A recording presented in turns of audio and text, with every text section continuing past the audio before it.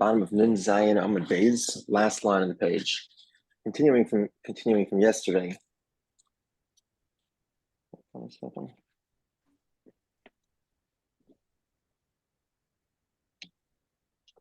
Shomer Chinam, Rabbi.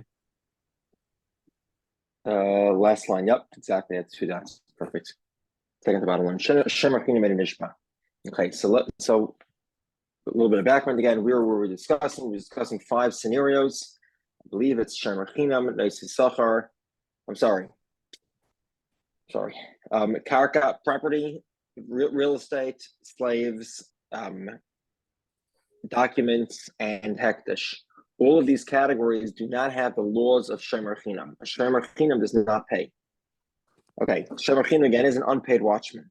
So now we have this interesting scenario. We were talking yesterday about what we call machzas shekel, the half shekel coin. This was collected into a chamber. Again, the initial collection began in Chodesh Adar, the month of Adar. The first collection happened in the beginning of Nisan. Now, as you might imagine, from Adar to Nisan is just about 30 days. Not everybody had a chance to give their coin and or to get their coin to Jerusalem, to the chamber. Now, and what's the purpose? What's the idea? What's the concept? It's very simple. The concept is chipping in. Basically, we all buy the sacrifices, so to speak, together. How do we buy it together? So we all give the $50 coin. It goes into this massive room that's filled to the top with $50 coins. And they come in with a huge container, a huge pot, 3 of them actually, and they collect, they scoop out 3 scoops to buy all the sacrifices.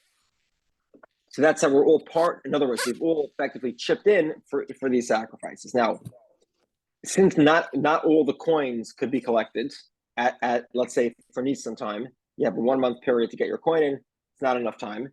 So they said, look, all these coins plus all the coins that are en route, plus all the coins that are going to be given within the next few months, they're all included in this truma, in this separation of coins to buy the sacrifices. Meaning, all those that will eventually give are considered partners in the current sacrifice. Okay, now very critically important is, let's see the story. Here's the question. So it was a small town. They all gave their half shekel coin. They sent it with a messenger, right? That's the first mistake. It was stolen. Or it was lost. So now the watchman, the courier, he says that it's not his responsibility. It was lost and stolen. They say, maybe not. Maybe it is his responsibility. Maybe even he's the thief. So now it depends.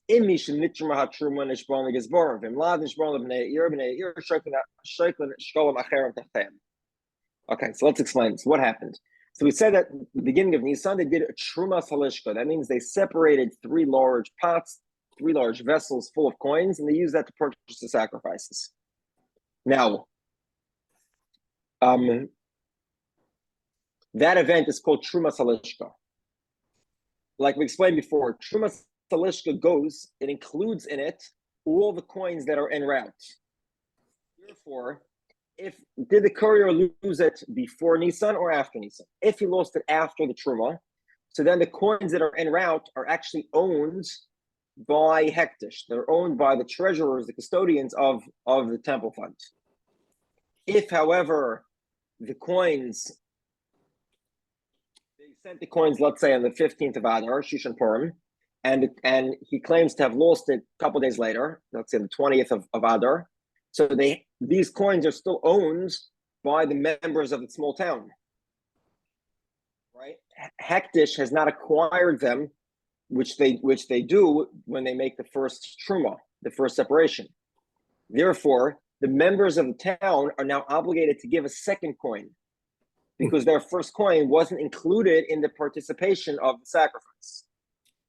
Again, the participation in the sacrifice is effectuated, Truma Salishka, it's let's say on the first day of Nisan. Then they say that all the coins are all we're taking these 3 large vessels full of coins. All coins that are in this room or en route or that will be donated are included in this joint purchase. So basically, all the Jewish people are participants, are purchasers of each and every sacrifice. But that is only true once the truma has happened. Before the truma has happened, that you aren't yet a member, and if your coins were lost or stolen beforehand, then you have to give a new coin. So that's what the Brisa says. If the truma salishka, the truma already happens, then the oath is made to the gizborim. Gizborim are the custodians of the temple fund, hektish. If, however, the coins were lost or stolen prior to the truma salishka, before the coins before the coins were removed from the chamber, so then the people from the town, the watchman makes an oath to the people of the town who need to give a second coin to make sure their coin gets to Jerusalem. Okay. Now let's continue. We're on the second line of 58a, last word on the line. Nimtzu asher zirum haganavim elu be'elu shkolamim. Okay, let's say they find the thieves. So again, they sent the messenger on Shushan Purim on the 15th day of Adar. The coins were stolen on the 20th of Adar. So the people gave new coins and sent it back to Jerusalem, and they got there, let's say, in time, and they took off Trumas Elishka. And sure enough, right after Pesach, they found the thief. They found the stash of coins. So what happens? Both sets of coins are considered trumas. They belong to the chamber. They're put in the chamber to be used for sacrifices, and that you can't save them for the next year. It's not how it works. Okay. Now this is all very nice. What's the main point here? The point is that the courier here is either a shomer chinam or a noisei sachar. Meaning, if he's a shomer chinam, he's an unpaid courier, or potentially he's a paid courier. In that case, we call him a noisei sachar. And over here, he's making an oath. 1 second, we just said that if you steal hektish money, you don't make an oath to hektish. But over here, he has hektish money because let's say the money was stolen after the 1st of Nisan. So he has hektish money, and he's still making an oath. What's going on? So we'll have a few different resolutions here. Let's get up first with Shmuel. Omer Shmuel, Hacha b'nei Tisachar Askina. Okay, so I explained to you a moment ago that we could either be talking about a paid or an unpaid courier. The courier could be a volunteer or it could be paid. So Shmuel says, no, let's be clarified. We're talking about a paid courier. What's the concern here? Does he get his salary? He had $10 to carry your coins to Jerusalem. Okay, he didn't do his job. It was lost or stolen. Now he says he wants the $10 for a salary. The people of the town or the hektish custodian says, sorry, Charlie, you haven't done the job. You don't deserve to get paid. The oath that he makes an oath to the gizbar, to the custodian, that it wasn't his fault, and the people of the town have to pay him a salary. Okay, so Gemara says, in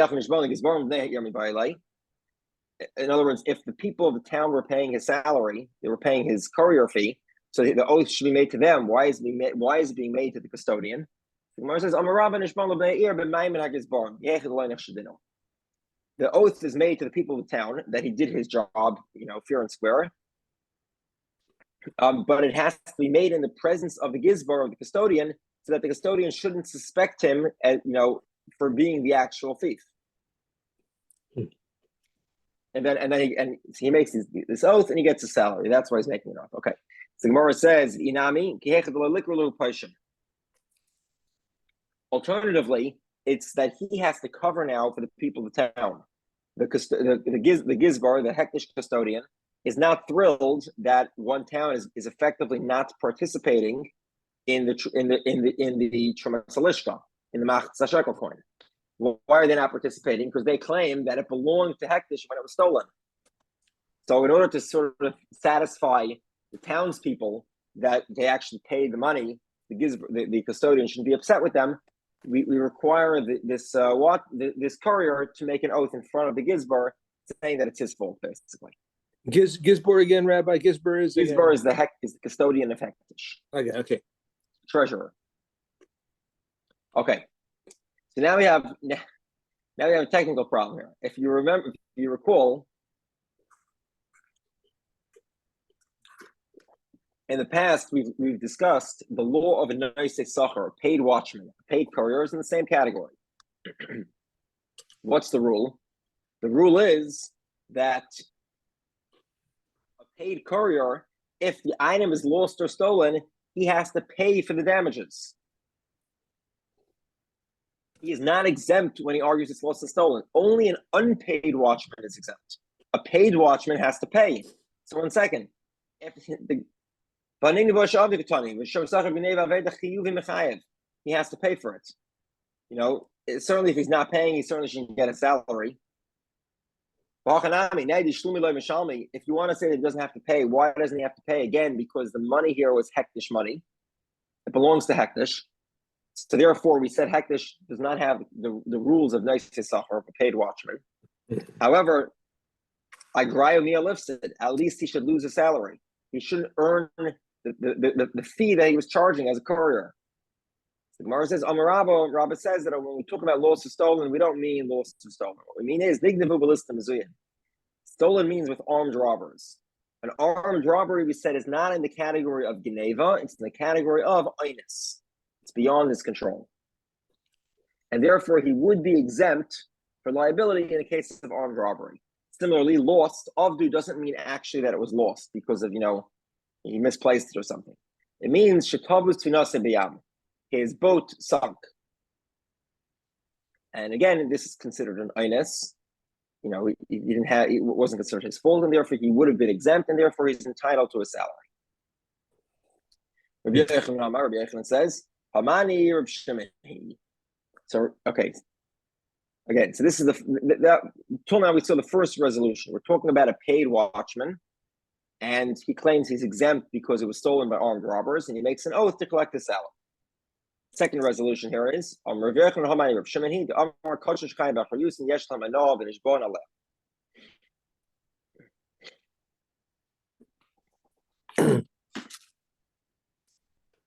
Reb Shimon says that if you have, okay, so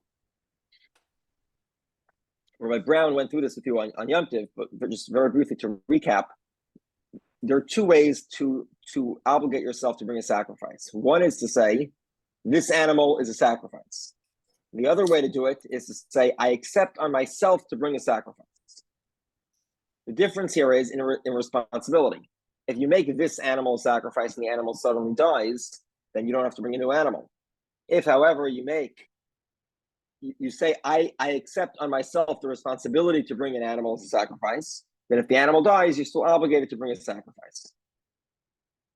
So Reb Shimon says that where there is a responsibility to fulfill your duty to hektish, in that scenario, you do make an oath.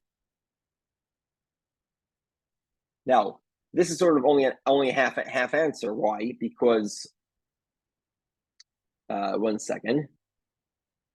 Where are we? 1 second. Okay. Yeah. So now, the problem here is we're on 58A, and we're a little less than halfway down the page. First word on the line is I know. A little before the 2 dots. Okay. So Reb Shimon here is saying that if you're responsible to fulfill your obligation to hektish, then you do make an oath. So Gemara says, well, okay, let's examine this scenario in which there are two. We said in the scenario where the guy is carrying the coins, there are 2 scenarios. One is where the coins were lost prior to the Trumas Alishka. The other one is where they were lost after the Trumas Alishka.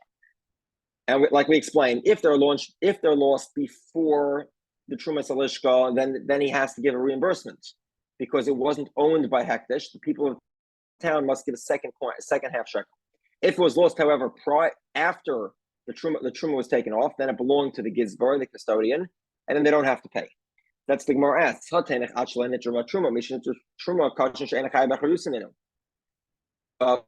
the truma was taken off, then the people of the town do not have to give a new coin. The Tanya belongs to the bride.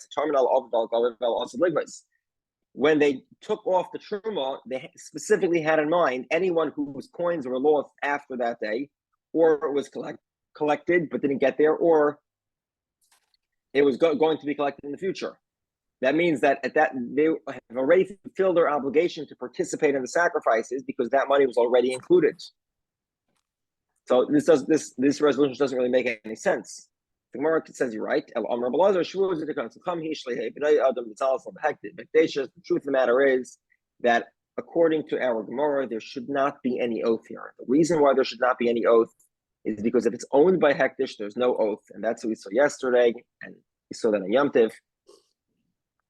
And Hektish cannot make a watchman make an oath, and therefore, for the rabbis required rabbinically to make an oath, so that people aren't lenient with the monies of Hektish. In other words, if you're a courier and you're carrying money of Hektish, we want you to be careful, and therefore we require you to make an oath if you claim it was lost or stolen.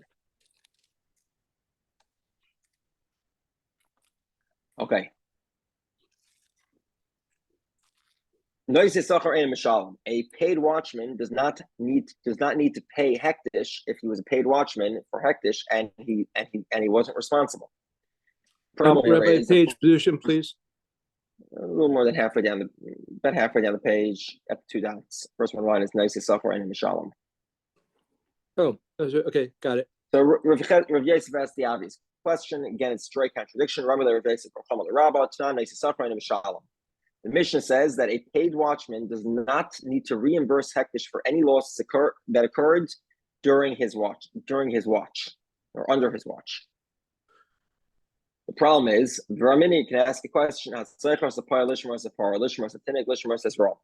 Okay, this is not talking about random strangers. This is Hektish, the custodian of Hektish, is hiring a watchman. Why? Lishmar Sapara, to wash the heifer. Which heifer is this? The red one, right? The red Lishmar Satinik, to watch the child. Which child is this? Not going to go into too much detail here, but let's just say that there were children that never became tummy that were involved in the preparation of the red heifer. So they would pay people to watch them, during certain periods of the process to make sure they didn't become tummy. Lishmar says Rom. This refers to the field of Eimer. So in a Shemitah year, nobody planted wheat. They'd have to find wild wheat growing. Bezdin would send out scouts to see where the wheat is growing, where wild wheat can be found, and then they pay the scouts to watch the wheat to make sure it'd be available for the Eimer. Okay, so all these is Hektish. A nice Shabbos. You do not pay the labor for the day of Shabbos. Therefore, if it's lost on Shabbos, he's not responsible for the damages. Now, here's the question, obviously, right? Well, as if he would be responsible for the damage. We said he can't be responsible for the damages because he's an unpaid watchman.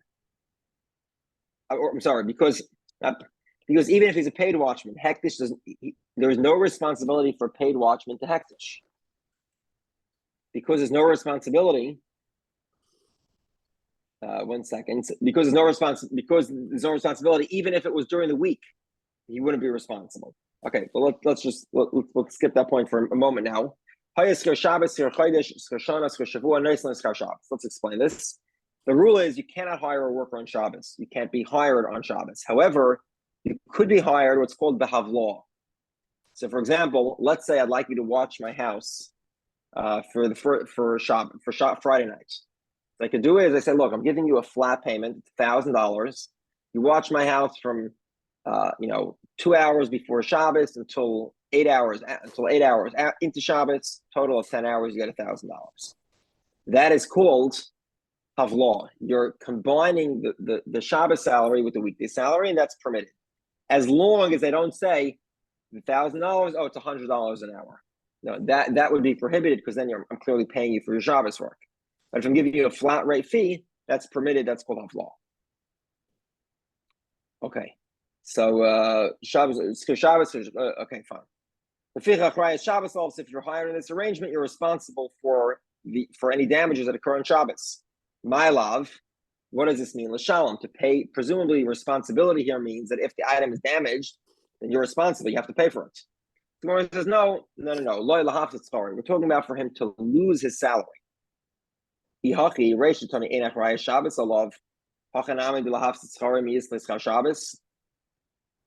second.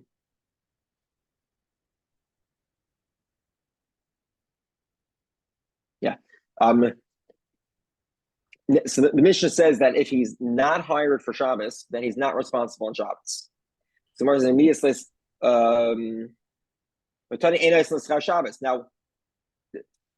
so we're running into a major problem here. You're not paying the guy on Shabbos, right? And the Mishnah says as follows: if you don't pay him on Shabbos, then he's not responsible for Shabbos. Now, if you're not now, responsibility here means responsible to lose his wages, but he doesn't have any wages to lose. You're telling me that on Shabbos he's not responsible. Of course he's not responsible because you're not paying him.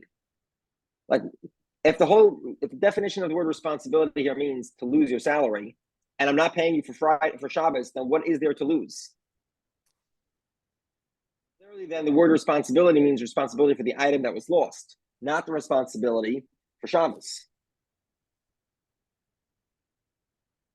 So he says to the Ishtik, he was silent. It's a good question. Obviously, the word responsibility here means that you're not responsible for damages. Responsibility does not mean, it does not mean that you would be, you'd lose your salary. Because otherwise it's superfluous to say that you're not responsible where you aren't paid. If the word responsible means lose your salary. Of course, you can't lose your salary if you don't have a salary to lose. So the Gemara says, he was silent. He said back and said, do you have a resolution? Like, it's a good question. He responded to him, I heard this from Rav Sheshes, the scenario is where they made a kinyan. The shomer agreed that even though under the laws of the Torah he's not obligated for the damages, but he agrees to obligate himself anyway. Okay, next Gemara. Tani Tani Kamei Rav Yitzchak Barabba. An author said in front of Yitzchak Barabba, "Kochu shechayev acharus and chayev shenikar behen b'Hashem b'kichesh." Let's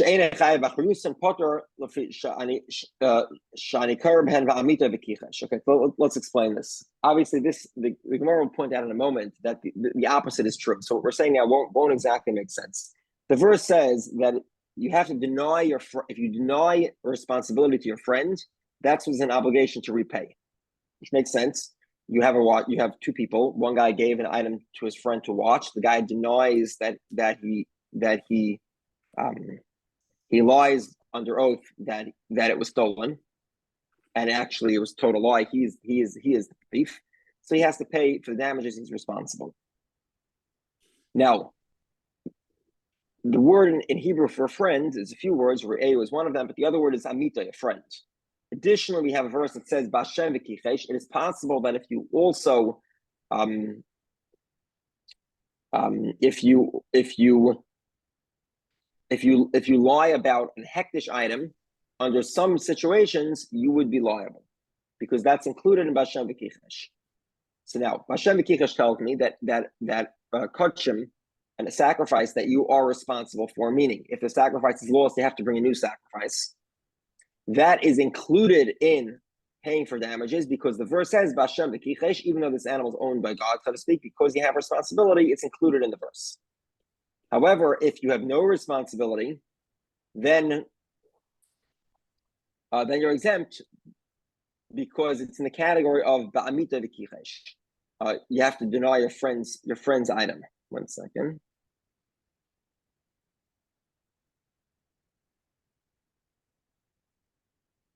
Page position, please, Rabbi. We are last line of the page. 4 words from the end of the page. Wait. Last 58A, 58A, last 4 words. Okay, got it. Okay, so at this point, the Gemara thinks that because the sacrifice is owned by God, so therefore it's included under Bashem v'kichesh, and you have to make it oath. Yeah, and you have to pay potentially. If you're not responsible, 1 second.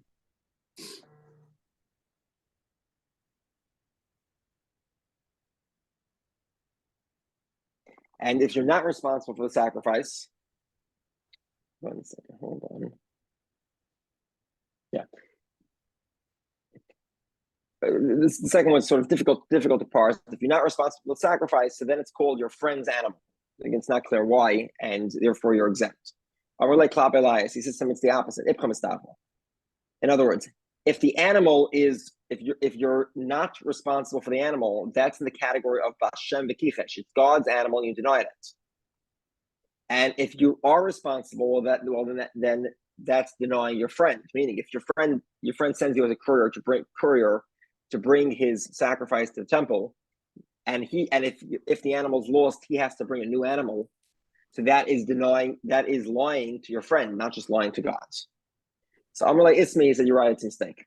Amrullah Loy, it's not a mistake. This is what we meant to say.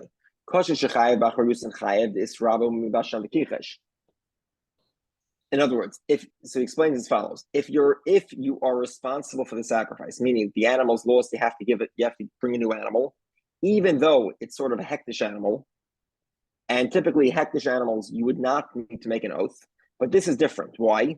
Because it's a combination of bavametzia and bashem v'kichesh, meaning you've lost your friend's animal and God's animal. So that's included under the requirement to make an oath.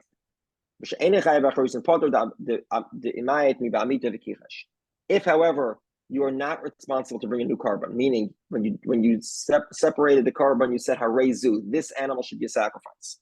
And if the animal is lost, you don't need to bring a new one. Because you don't need to bring a new one, so therefore this has no component of amita. In no way is this your friend's animal. It's completely God's animal. And therefore it's excluded under amita v'kichesh, and you do not have to make it up. Together? Okay. Rabbi Yehudah says, somebody who sells a Torah scroll or a diamond or an animal, there's no overcharging. Why not? A Torah scroll, there's no way to assign a value to it, and therefore you can charge whatever you want.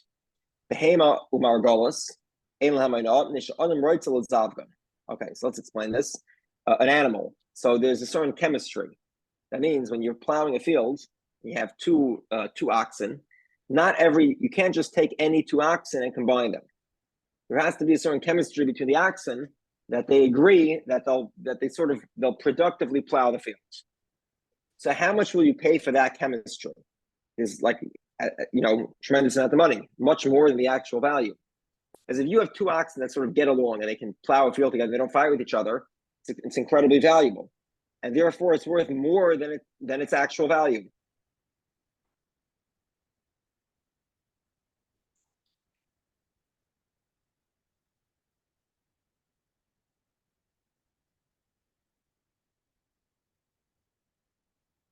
Okay, 1 second.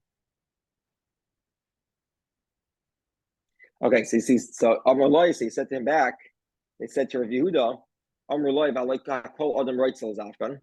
every person wants to match, every person wants to match his sheep, his oxen. So why is this unique? So the Gemara says, Rabbi Yehudah's response basically was that it's true that everybody's looking for partners for their animals to plow a field together. However, the value of the chemistry, in other words, the fact that certain animals tend to get along with each other more than others, that's considered extremely valuable, and it's worth more money, and you're willing to pay more than market value to get an animal that will work together with the animal that you already have. The Kamma, how much more can you charge? Double the market price. Tanya, we learned if it's during wartime and a guy sells a horse, a knife, or a plate of mail, an armor plate. So there's no because it is necessary. These are things that are needed for one to sort of survive the war, and therefore their value is there's no way to put a market price in their value. It says the Mishnah.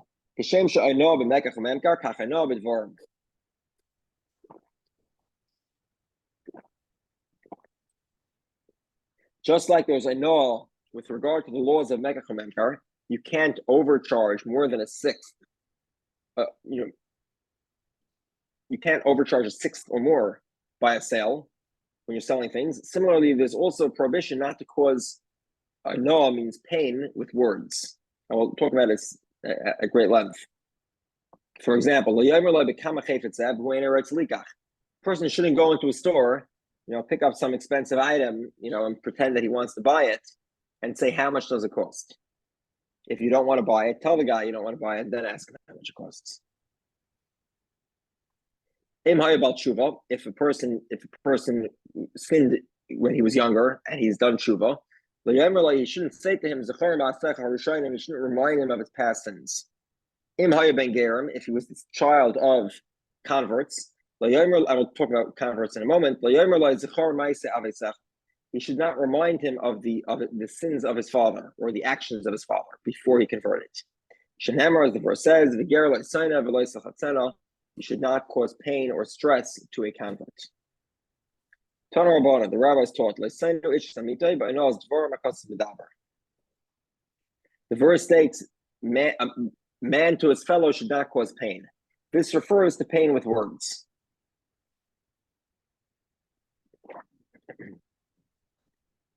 You're telling me that this refers to pain with words. Maybe it doesn't. Maybe it actually refers to financial pain, cheating him. So the Gemara says that can't be.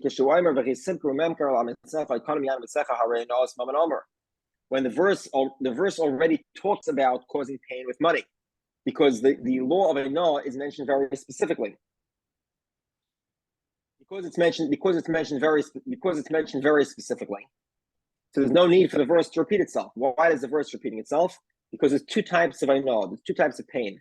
There's pain in a sale, and then there's pain with words. Okay, 1 second. Okay, how does this work? 1 second.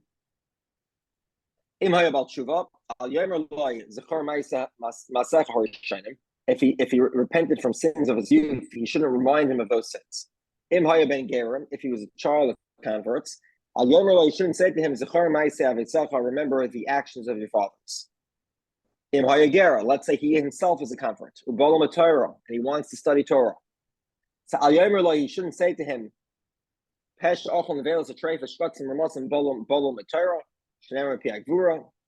he shouldn't say to him, look, you've eaten clams and shellfish and all sorts of other non-kosher animals, and now you want to study Torah that was given with God, given from God's mouth.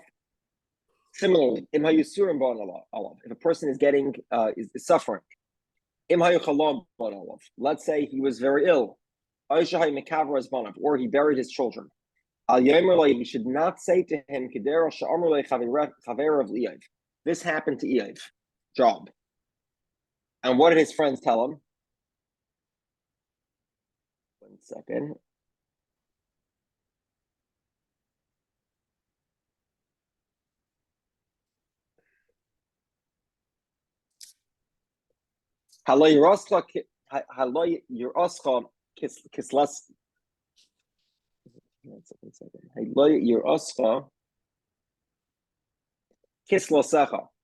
Your fear of God was your confidence. It was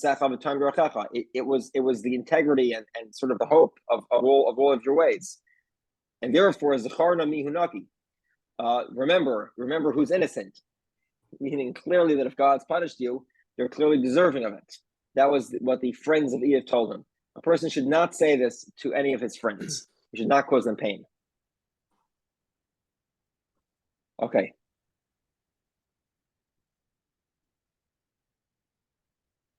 Yeah, who? Yeah, okay. Who exactly was being lost? The innocent aren't lost for no reason.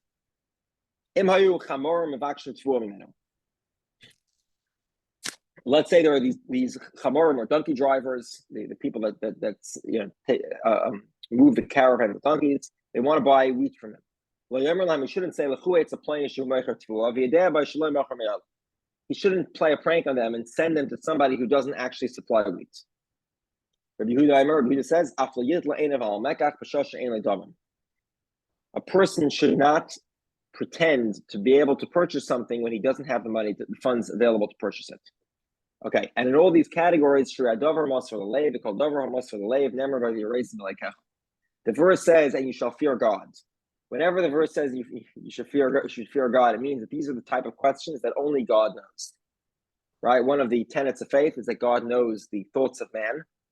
And this is one of the examples. God, a lot of these behaviors could seem innocuous and sort of neutral, but God knows whether you're serious or not. Amr Rav Yechon says the name of Rav Shimon Yochai, Godel knows Dvarim may knows money. Causing pain with words is more damaging than causing pain with money. Why? When the Torah speaks of causing pain with words, it says you should fear God. And when the Torah talks about I know of money, it does not mention fearing God. Clearly, that's because causing pain with words is more severe than overcharging. Rabbi Lozer says, causing pain with words is something that a person does with his body. Causing pain with money, it's just his money, it's not as significant. Rabbi Shmuel Bar Nachmani says another reason. If a person has money, if a person cheats somebody with money, at least they can reimburse them the money. They can make them whole again. But if a person caused pain with words, there's no way to make the one who suffered whole again. Tani Tana, you can't undo what was done. Tani Tana Kamed Rav Nachman Yitzchak Kolam. The author said in front of Rav Nachman Yitzchak Kolam.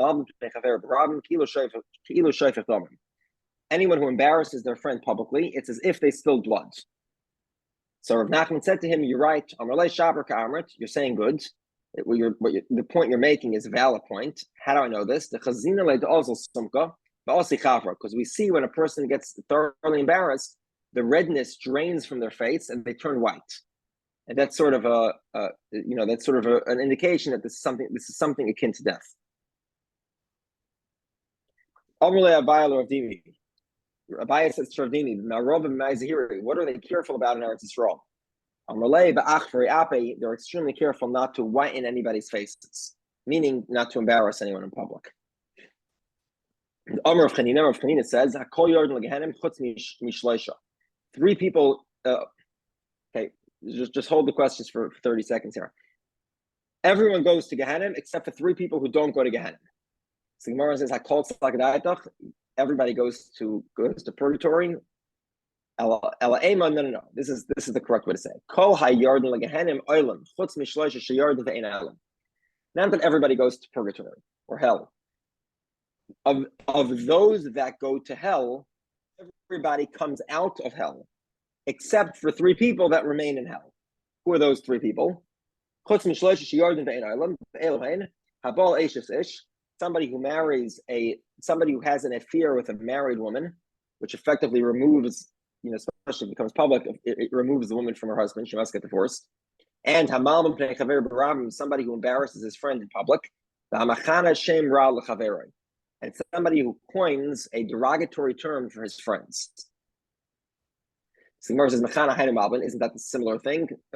So Gemara says, if he uses a derogatory term that everybody always uses. So the embarrassment isn't very much. But the fact that he has intention to degrade him even further using a derogatory name puts him in, it puts him in the category of those who enter hell and don't come out. Rav Rachana says the name of Rav Yechon. I'll continue now for another 4 minutes. Top of 59a.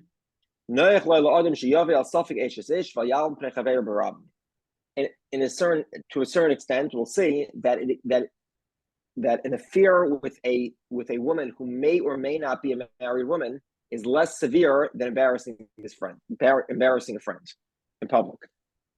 Minole, how do we know this? We'll see this specific in a moment. We'll talk about what exactly is going on here first, and then we'll see it.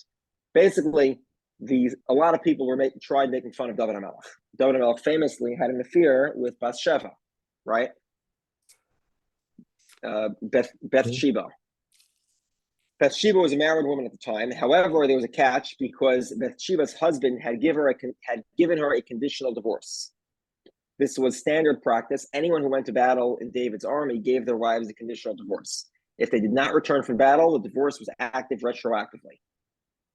Obviously, Uriah, the husband, was not. He was killed in battle under command of David, and He never returned. He was killed in battle because he disobeyed David. Now, when King David had an affair with Bathsheba, it could have been a violation of a relationship with a married woman. It could have not been, depending on whether or not Uriah would survive the war. It was sort of questionable. So David HaMelech told those making fun of him, you're making fun of me for violating a potentially very, very severe law, but your actions are even worse. Okay, let's see this. Let's see the Gemara. Now, the Dorish Rav, the third line on 59a. The Dorish Rav, this is what the verse says, Ubetzali Samchu. They made fun of my groin. In other words, they made fun of Venesfu, Karav Ladamu. They tore into me, making fun of the sin that I committed. Amr David King David said to God, Rabbeinu Shalom, Master of the universe,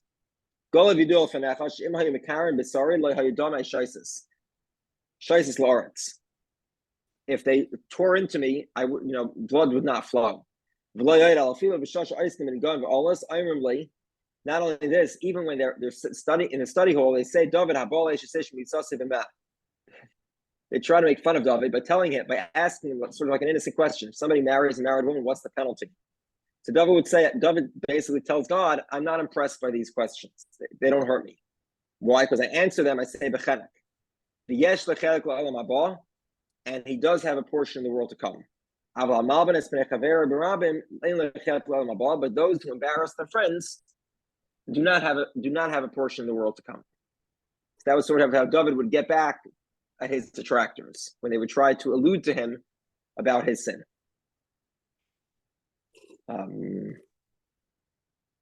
Okay, one more. The Amr Marzutra Bar Tuvia Amr Rav. Marzutra Bar Tuvia said in the name of Rav. Amr Lo Amr of Fana Bar Business Amr of Shimon Chasida. Some say it was Fana Bar Business, saying the name of Shimon Chasida. The Amr Lo, and some say Amr of Yochanan and Shimon Yechai. Some say it was Rabbi Yochanan quoting of Shimon Yechai. What do they say? A person should better allow himself to enter a furnace than to embarrass his friend in public. How do we know this? Tamar, from the story of Tamar. The verse states, okay, so remember, Tamar married Yehuda's first two kids, Aaron and Einan. Aaron and Einan committed a sin. God smote them and killed them. Yehudah did not want to allow Tamar to marry Shelah, his third son. So Tamar decided that because she can't marry Shelah, she's going to marry Yehudah. And this again was permitted at the time. This is considered a form of yibum, a form of giving a name to the deceased children, Aaron and Einan. Now, Tamar was actually quite modest. Yehudah never saw Tamar's face. So what did Tamar do? Tamar sat at the crossroads. She pretended to be a prostitute. She seduced Yehudah, and Yehudah had an affair with her. Now, 3 months later, Yehudah recognized that Tamar was pregnant. Yehudah did not realize that he had an affair with Tamar. Remember, he didn't recognize Tamar as Tamar. He knew her as the prostitute that he met at the corner, who seduced him. By the way, Yehudah was not, whatever. The Medrash says that Yehudah was going to turn away from her, that an angel basically forced Yehudah into the act. Regardless of the fact, Yehudah was ready to kill Tamar for violating the laws of Yibum. Yehudah thought that Tamar had an affair with somebody else. He did not realize that he had an affair with Tamar. So Tamar, as she was being taken out to be killed for the affair, Tamar sends a message to Yehudah, a coded message. Yehudah had given her collateral for her payment as a prostitute. The collateral was his money belt and his walking stick, which he clearly recognized. So Tamar sent a message to Yehudah with the money belt and the walking stick, and said to him, "The owner of these is the one who impregnated me." And Yehudah recognized the fact that he was the one who had the affair with her, and he said she was right, and he they didn't kill her. Whatever. According to one opinion, that they didn't kill her, she became Yehuda's wife, and Yehudah knew her, colloquially, basically for until the end of his life. Okay. So what happens? Okay. In other words, the idea here is the fact that Tamar didn't tell Yehudah, "You're the one who had an affair with me," right? She sort of coded to him by sending him his money belt. So Yehudah had the option to sort of ignore the embarrassment, and he wouldn't have been embarrassed. Yehudah chose to embarrass himself. Tamar was not going to embarrass Yehudah. That's why she didn't send a message, oh, it was you. She didn't tell everybody, oh, it was Yehudah that impregnated me. She sent the message that Yehudah admitted on his own. She did not embarrass Yehudah directly. From here we see the severity of embarrassing somebody else in public. Tamar was willing to be killed more than embarrass somebody else in public. Okay. Have a good Ma'ed, and Rabbi Brown will kick off tomorrow. I believe it's